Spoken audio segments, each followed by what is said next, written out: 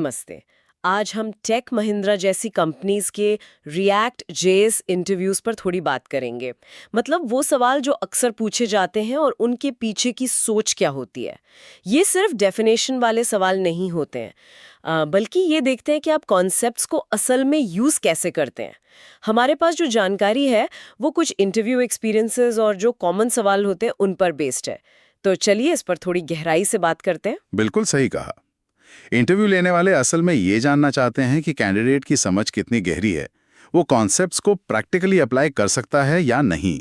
सिर्फ ये जानना कि क्या है काफी नहीं है, क्यों और कैसे समझना ज्यादा जरूरी है। तो फिर शुरुआत करते हैं एकदम बेसिक कॉन्सेप्ट से, जो रिएक्ट का कह सकते हैं दिल है, वर्चुअल डॉम।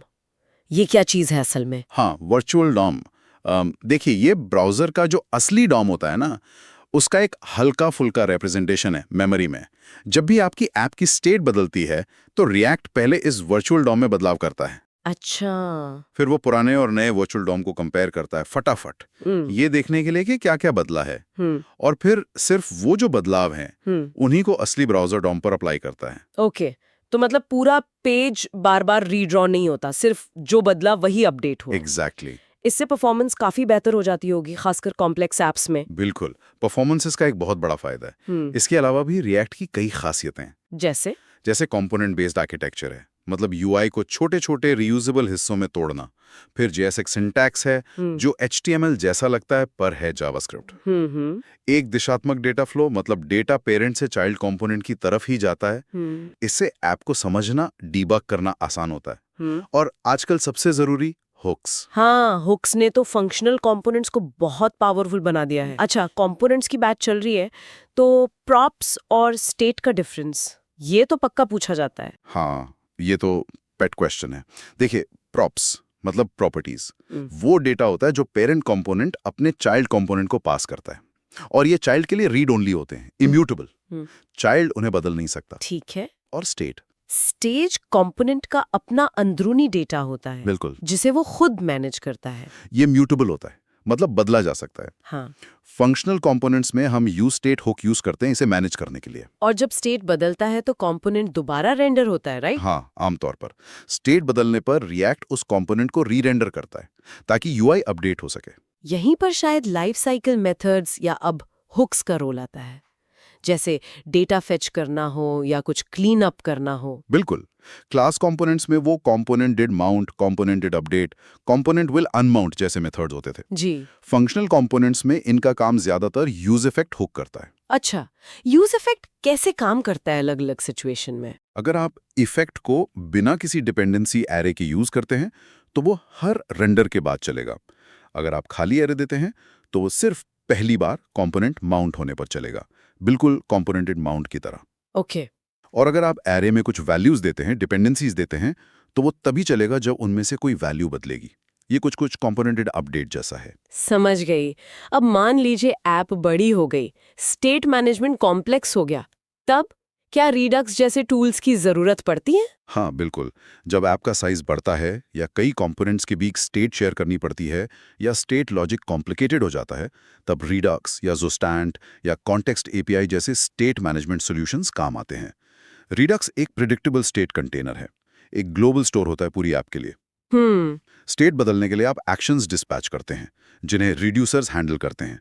रिएक्ट में इसे रिएक्ट रिडक्स लाइब्रेरी से जोड़ते हैं। और वो प्रोवाइडर और use selector dispatch hooks use होते हैं। हाँ, ऐप को प्रोवाइडर से रैप करते हैं और फिर कंपोनेंट्स में यूज सिलेक्टर से स्टोर से डेटा रीड करते हैं और यूज डिस्पैच से एक्शन भेजते हैं। परफॉर्मेंस की बात करें तो मान लीजिए एक बहुत लंबी लिस्ट है जो धीरे लोड हो रही है, उसे कैसे ऑप्टिमाइज करेंगे? इसके कई तरीके हैं। एक तो है मेमोइजेशन। react.memo यूज कर सकते हैं कंपोनेंट के लिए। यूज मेमो यूज कर सकते हैं किसी महंगी कैलकुलेशन के रिजल्ट को कैश करने के लिए। और यूज कॉलबैक फंक्शंस को मेमोइज करने के लिए ताकि वो बार बार ना बने। ये री-रेंडरिंग कम करने के लिए है। हाँ, अनावश्यक री-रेंडर्स रोकने के लिए। दूसरा तरीका है वर्चुअलाइजेशन या विंडोइंग। लाइब्रेरीज जैसे रिएक्ट विंडो या रिएक्ट वर्चुअलाइज्ड क्या करती हैं कि वो सिर्फ उतने ही आइटम्स रेंडर करती हैं जो स्क्रीन पर दिख रहे होते हैं। स्क्रॉल करने पर बाकी लोड होते हैं। अच्छा, ये तो काफी एफिशिएंट होगा लंबी लिस्ट्स के लिए। बहुत ज्यादा। और तीसरा है कोड स्प्लिटिंग। React.lazy और सस्पेंस के साथ। इससे आप कंपोनेंट्स को तभी लोड करते हैं जब उनकी ज़रूरत हो। इनिशियल लोड टाइम कम हो जाता है। अब बड़े प्रोजेक्ट्स में कोड को ऑर्गेनाइज रखना भी एक चैलेंज होता है। हायर ऑर्डर कंपोनेंट्स एचओसी या फोल्डर स्ट्रक्चर के बारे में क्या सुझाव है? HOC एक पुराना पैटर्न है। बेसिकली एक फंक्शन जो एक कंपोनेंट लेता है और एक नया कंपोनेंट रिटर्न करता है, कुछ एक्स्ट्रा फंक्शनैलिटी के साथ, जैसे लॉगिंग या डेटा फेचिंग। आजकल कस्टम हुक ज़्यादा पॉपुलर हैं इसी काम के लिए, वो ज़्यादा फ्लेक्सिबल लगते हैं। और फोल्डर स्ट्रक्चर कैसे रखना चाहिए? ये बहस का मुद्दा है थोड़ा, पर दो कॉमन अप्रोच है। या तो टाइप बेस्ड, जैसे कंपोनेंट्स, पेजेस, हुक्स, सर्विसेज, अलग अलग फोल्डर, या फिर फीचर बेस्ड, हर फीचर का अपना फोल्डर जिसमें उसके सारे रिलेटेड फाइल्स हों। फीचर बेस्ड ज्यादा मेंटेनेबल लगता है शायद बड़े प्रोजेक्ट्स के लिए। हाँ, कई लोग मानते हैं कि वो ज़्यादा स्केलेबल और मेंटेनेबल है क्योंकि सब कुछ एक जगह मिल जाता है, एक फीचर से रिलेटेड। और गलतियां, मतलब एरर्स, अगर ऐप पे कहीं रन टाइम एरर आ जाए तो पूरी ऐप क्रैश होने से कैसे बचाएं? उसके लिए रिएक्ट में एरर बाउंड्रीज का कॉन्सेप्ट है। ये स्पेशल क्लास कंपोनेंट्स होते हैं। ये अपने नीचे के कंपोनेंट ट्री में होने वाली जावास्क्रिप्ट एरर्स को कैच कर सकते हैं, एरर को लॉग कर सकते हैं और एक फॉलबैक यूआई दिखा सकते हैं ताकि पूरी ऐप न टूटे। फंक्शनल कंपोनेंट्स में कैसे करते हैं? फंक्शनल कंपोनेंट्स खुद एरर बाउंड्री नहीं बन सकते, लेकिन आप या तो एक क्लास कंपोनेंट एरर बाउंड्री बनाकर उन्हें रैप कर सकते हैं, या फिर react dash error dash boundary जैसी थर्ड पार्टी लाइब्रेरी यूज कर सकते हैं। ओके, एक आखिरी सवाल जो कई बार फंसा देता है, हुक्स को कंडीशनल ब्लॉक जैसे इफ स्टेटमेंट में यूज करना, क्या ये सही है? नहीं, बिल्कुल नहीं। ये रिएक्ट के रूल्स ऑफ हुक्स के खिलाफ है। क्यों, क्या प्रॉब्लम होती है इससे? देखिए, रिएक्ट इस बात पर निर्भर करता है कि हर रेंडर में हुक्स हमेशा एक ही ऑर्डर में कॉल हों। अगर आप उन्हें कंडीशन या लूप में डालते हैं तो उनका कॉल ऑर्डर बदल सकता है। इससे रिएक्ट कंफ्यूज हो सकता है कि कौन सा स्टेट किस हुक का है और बहुत अजीब बग्स आ सकते हैं। तो इसका सही तरीका क्या है? अगर कंडीशन लगानी ही है तो या तो कंडीशन को हुक के अंदर ले जाएं, अगर हुक इसे सपोर्ट करता है, या फिर ज़्यादा बेहतर तरीका ये है कि आप कंपोनेंट को ही कंडीशनली रेंडर करें। मतलब इफ कंडीशन के बेस पर या तो कंपोनेंट दिखाएं जिसमें हुक है या ना दिखाएं। अच्छा, मतलब कंडीशन कंपोनेंट लेवल पर हो, हुक लेवल पर नहीं। हाँ, ये ज़्यादा सेफ और रिकमेंडेड तरीका है। बहुत बढ़िया। तो ये थी टेक महिंद्रा जैसे इंटरव्यूज के लिए रिएक्ट जेएस के कुछ इंपॉर्टेंट टॉपिक्स पर हमारी बातचीत।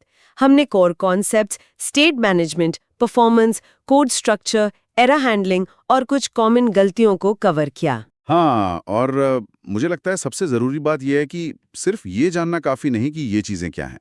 ये समझना ज़रूरी है कि ये रिएक्ट में क्यों हैं, ये कौन सी रियल वर्ल्ड प्रॉब्लम सॉल्व करती हैं।